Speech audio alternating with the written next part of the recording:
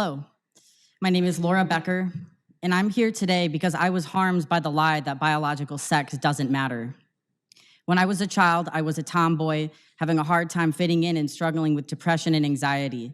I was diagnosed on the autism spectrum and experienced chronic psychological and emotional abuse from a parent. These issues destroyed my self-esteem and led to constant rumination about self-harm and suicide. In high school, I learned about being transgender online and in my school's LGBT club. Gender and queer ideology told me that some people's identities, in essence, their gender souls, don't match their biological sex. Because of the trauma I was suffering, I desperately wanted to escape the pain in my body and become my highest self.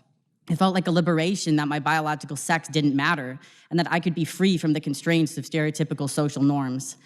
Despite being suicidal, I was medically affirmed as a male, prescribed testosterone to inject weekly into my thigh, and approved to have my healthy breasts removed, being told that it was medically necessary to validate my confused identity. Regretfully, none of the gender transition procedures helped my mental health. In fact, I was soon diagnosed as having even more PTSD from living in the delusion that I could change my biological sex. I share my story because in Iowa, we have the opportunity to prevent trauma like I went through by admitting that biological sex is real and that having negative feelings about one's body doesn't mean that nature can be changed.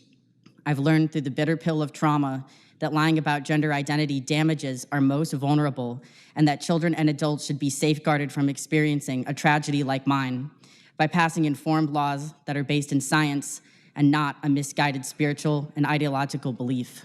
Thank you. Thank you.